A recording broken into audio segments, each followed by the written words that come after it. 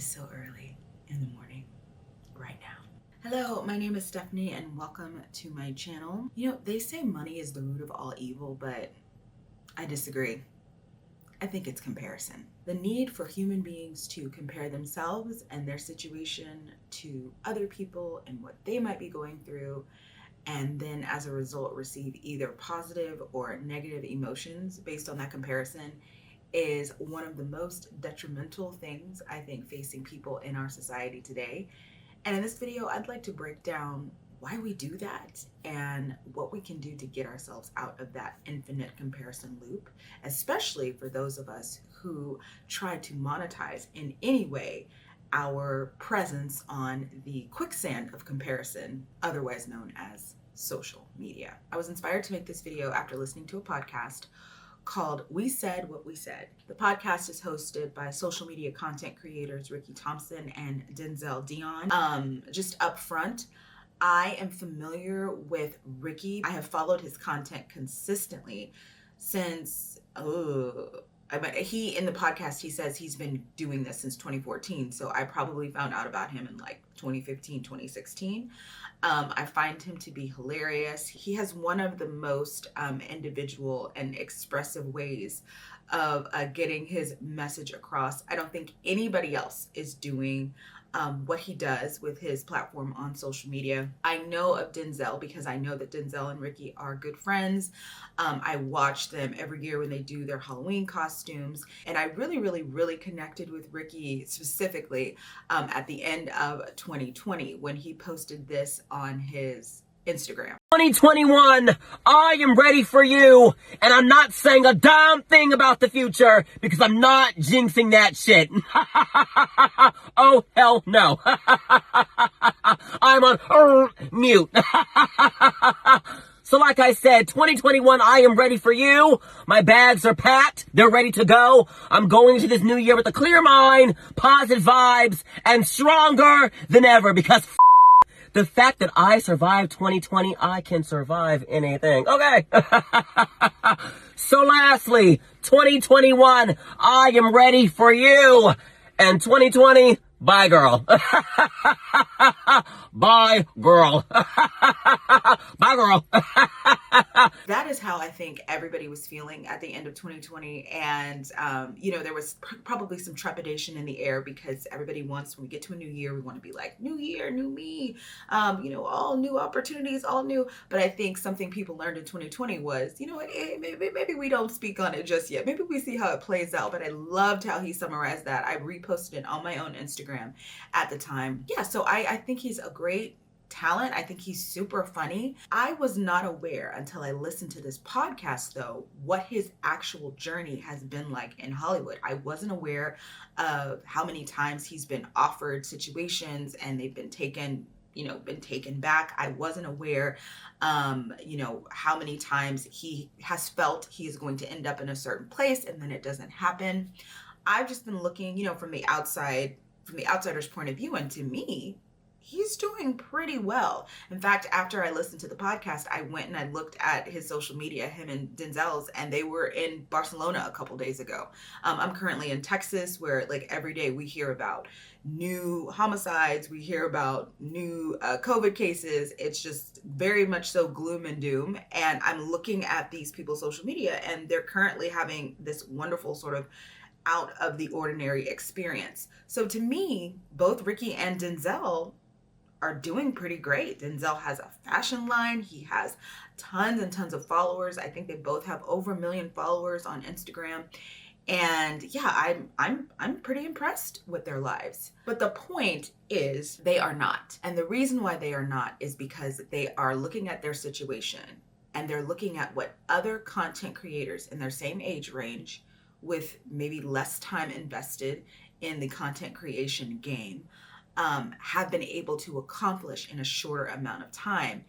And it is causing them some issues. The podcast episode is called TikTokers Are Cute, which I thought was important because of the fact that Black creators, young Black creators, especially people on TikTok, especially young Black creators on TikTok, make no light of the fact that they are oftentimes looked over and not given the same opportunities as young white creators. Specifically, when we talk about the top talent on TikTok, we're not necessarily talking about the talent that's inventing skits. We're not talking about the talent that's inventing these dances that are so popular with the youth. You think about like the dances that had not just the youth, people in a chokehold over the last year and going into this year. And dances like the Savage dance and the dance to Up, tons of these dances. It's very clear that young Black creators sort of drive a lot of this creativity on the app, and yet they're not the ones being offered movies. They're not the ones being offered TV shows. They're not the ones being given high profile brand deals. And Denzel and Ricky see this and they compare their situation to that. And like I said, complicated feelings, a lot of negative feelings, a lot of exhaustive feelings. If you haven't listened to the podcast and it's something you feel you might be interested in, I suggest you do it, because a lot of times you're just not really aware of the ins, and I wasn't aware of the ins and outs of the industry and what they revealed in the podcast with the different things they've gone through, and how sometimes having a lot of followers doesn't really equal a lot of opportunities. It was very eye-opening for me. It was really eye-opening though, because it really forced me to look at this concept of comparison. Why do we do this to ourselves? Can we help it? And is there anything positive that can come out of this, so we don't end up ranting about how we deserve more? So I want to first look at some of the research. According to psychologist Leon Festinger, who was the first person to propose the idea of the social comparison theory, people have an innate drive to evaluate themselves often in comparison to others. Dr. Festinger believed that we engage in this comparison process as a way of establishing a benchmark by which we can make accurate evaluations of ourselves. We do this in two ways. There's upward social comparison and downward social comparison. According to verywellmind.com, upward social comparison takes place when we compare ourselves with those who we believe are better than us. These upward comparisons often focus on the desire to improve our current status or level of ability. We might compare ourselves to someone better off and look for ways that we can achieve similar results. So I know me, for example, when I'm thinking of upward social comparison, I just look at my experience in the YouTube space and I say, okay, there's a specific YouTuber that this year, he went from like maybe 60,000 subscribers to over 100,000. He had a video go viral. I think right now it has almost 900,000 views. And I like what he has to say. I think he's an intelligent guy. And I look at him and I'm like, okay, if I was to have another viral video in the future, what kind of topics could I talk about that would bring in more people and make more people feel comfortable on my platform and want to engage with my content? So for me, that's an example of upward social comparison. I look at somebody who's done very, very well in the past year and I say, how can I also do something similar to what he did in order to achieve a similar goal for myself? The other type of comparison that we do is downward social comparison. Downward comparison takes place when we compare ourselves to others who are worse off than us. Downward comparisons are often centered on making ourselves feel better about our abilities and traits. We might not be great at something, but at least we are better off than someone else. So I know that I have definitely had that experience on social media, specifically when I was posting to TikTok, noticing that, I have so many likes versus how many followers that I've been able to retain. And I looked at that and I made a TikTok about that, which I think a lot of people do that on TikTok. There was even an audio for a little while that said, look at your number of likes versus your number of followers. And your number of likes is how many followers you want to be at by the end of the year. And the general consensus was, I'm not going to be able to do that. Some people did it. But I think, for a lot of people, it's overwhelming, this idea that I can have all these people engage with my content, but people don't necessarily stay around. So one of the things I would do, admittedly, to make myself feel better is I would scroll through that audio specifically and I would be like, okay, well, this person got a lot of likes, but they didn't get as many followers as I did, so I guess I'm not doing so bad. There's positives and negatives to upward and downward social comparison. Some positives when it comes to upward social comparison: it can be used to motivate you. It can be used to help improve your abilities. And it can be used to give you goals or something to shoot for when it comes to what you'd like to achieve next. And positives of downward comparison: it makes you feel better about yourself. It makes you feel less inadequate. it makes you feel, it can even boost your self-esteem. Negatives of upward self-comparison. It can make you feel inadequate. It can make you feel as if you aren't doing enough. Negatives of downward social comparison. It can cause you to underestimate what someone else is doing. It can cause you to judge them inaccurately. And it can give you a superiority complex, a feeling as if you are better than other people. And I can personally speak to the whole assuming that somebody has a lot less than they actually do. You're comparing them and you're doing a downward comparison. When I was younger, I studied abroad in London for like 2 months. And it was during the time when dance movies and dance competition movies had a chokehold on society. Movies like You Got Served and Step Up to the Streets and Rise, like all of those movies were all about going out and getting into a big group of people and dancing for your life. I was recently out of being a cheerleader and being able to perform. And so even though I didn't necessarily like to go out to clubs and bars, I would go out if I was with people who would engage with me in dance battles. It was a problem. But luckily for me, a lot of my friends were also equally affected by the dance movie trends. So anyway, I was in London and I saw this girl and she was around a group of people and they were, dancing in a group. And I went over with my friends. And I went over there and we're like dancing next to them and this opportunity comes up, the circle kind of opens up and this opportunity comes up for me and this girl to battle. And I looked at her and I was like, okay, I've observed her dancing. I think, I'm clearly better than her. I'm doing this downward social comparison and I'm about to show everyone that I'm better. And she danced me out of my shoes. It was this new style of like movement that I wasn't aware of, this very chill, very like self-possessed. I never would have expected this coming from this girl. I immediately looked at her and I was like, oh, I'm going to twerk and bounce that ass and I'm going to, come at her with all this power. But she had this really cool, just like chill style of movement that I saw become popular later on in life. So like, when you see hip hop dancers just move with a lot of flow, like that was her. And yes, she danced me up out of my shoes. I left that club. Well, first of all, I left embarrassed because, sometimes you do something and everybody's like, okay, girl, yeah, well, I thought it was you, but okay. Some people thought it was her. That's cool. Nobody thought I won that. Everybody was clear that girl had schooled me. It was to the point where, I was like, do you have textbooks that I can check out and I can read and then maybe we can come back and do this again?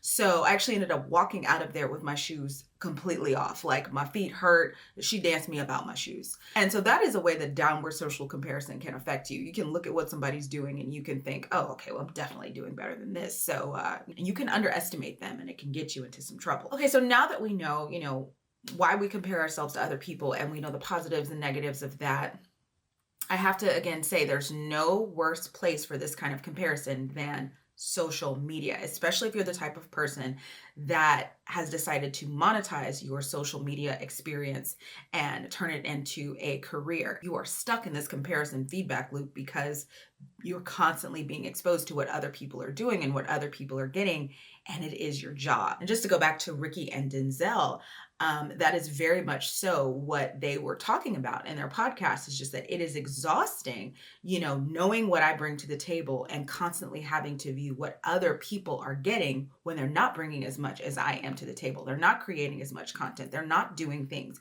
for as long as I've been doing them. And it's hard to watch. And because, when it's social media, you have to watch everything unfold in real time. They had to watch, Addison Rae come up from nowhere and be able to headline a movie on Netflix, which I'm opposed to watching because I saw the original when it came out. I was deeply, deeply in love with Paul Walker for several years. May he rest in peace. And it is one of the highlights of my adolescence. And so, and also apparently the movie is very, very bad. But they had to watch that. They had to watch, like I said, TikTokers get handed movies and TV shows and other things. And they know like, hey, we've been here doing this. And so that comparison naturally happens. So I listened to their podcast podcast and I was like, it's interesting that they have these feelings. I do understand where they're coming from, even though to me, they're both still doing very well. And some of the things that they're complaining about, I don't want to go to any more parties. Someone said, I think it was Denzel. Well, actually, they both said, we're tired of going to movie premieres. Why do we want to go to movie premieres for movies we're not even in? And I thought about the fact that, I have never been to one. And I was like, oh, I would love that opportunity, but I get it. Once you've sort of been inundated with the same reality over and over again, you can get exhausted, like if that's fair. But yeah, so I had listened to this podcast and I had my thoughts about it. And I came across a video on the YouTube platform from a content creator I followed for a while. Her name's Kimberly Foster. She has a platform called For Harriet. And she's been posting a lot more this year to another channel that she started where it's kind of just more of her personal takes on things and not so much like research-based takes, which is kind of like her bread and butter. And so she loves to do like long research think pieces about different things. And so this more personal channel is just so she can kind of just talk to people and sort of shoot from the hip and, be more of herself. And she talked about this and she said one thing she noticed from this podcast was that we have to be aware of our sense of entitlement when it comes to comparing ourselves to others. And that hit me right in the chest. I kept hearing over and over again in the podcast, Denzel and Ricky say, we deserve. And in my mind, I was like, I totally understand that. I've been there before. I've had that feeling. But on the other hand, I was like, who decides what we deserve? And so when Kimberly brought up this idea of entitlement, the fact that, we're walking around every day in our minds with this idea of what we deserve and what we think we should have. And a lot of times what comparison forces us to do is either reevaluate that sense of entitlement or suffer if we don't get what we think we deserve. And another interesting point she brought up was, what do we do when we think we deserve something? We're looking around, we're comparing ourselves, we're stuck in this social media pit, this endless feedback of social comparison, and we're not getting what we think we're entitled to. And she said for her personally, and this was, if you haven't seen her kind of summarize this up, and you think you'd be interested, I'm going to link the video below. But she said, what I do is I think about what my personal goals are. When people message me and they say, hey, you should have more subscribers. Hey, you should be bigger than this. Hey, you should do something outside of just being a YouTuber. I look at what my personal goals are and the people that I want to work with, the publications that are interested in me based on the content that I put out. And as long as I'm able to put out my content authentically and engage with people who are interested in what I put out, and people that I'm interested in working with, that interest is reciprocal, I'm accomplishing my goals, and that accomplishment guides my sense of entitlement and what I think I deserve. And so what I picked up from her assessment of the whole situation was, a lot of times when it comes to social comparison, a lot of times when it comes to being upset about what we may or may not have, and basing that feeling on what others are doing and what others are getting, we have to check expectations, because that sense of entitlement that comes from comparing yourself to what's going on, that sense of entitlement that a lot of us just are naturally gifted with, which can be really helpful because it can get you from point A to point B. You think you can do this? Great, go and do it. But it's when that sense of entitlement backfires, when we don't get what we think we deserve and we look at what somebody else has and what they're doing and we get upset, that's when it can backfire. And that's when we need to check expectations and sometimes redefine your goals. And I will probably never meet either Ricky or Denzel, but I hope that they do accomplish what they really want to do, because honestly, the things they're saying they want to accomplish are not, they're not out of this world. They want TV shows, they want movies, they want to be able to show up and just be the talent. They want to be able to be seen outside of their social media personalities, especially for Ricky, because he's so goofy and he's so funny and he's made people laugh so much, but he also feels like he's a serious actor and he would like to be taken seriously. And I hope that they are able to evolve in the ways that they want. But I also hope, just for their own sense of peace of mind, they can sort of maybe take a step back from what they feel they deserve and redefine their goals, and even maybe be more flexible about how they're going to get to a certain place.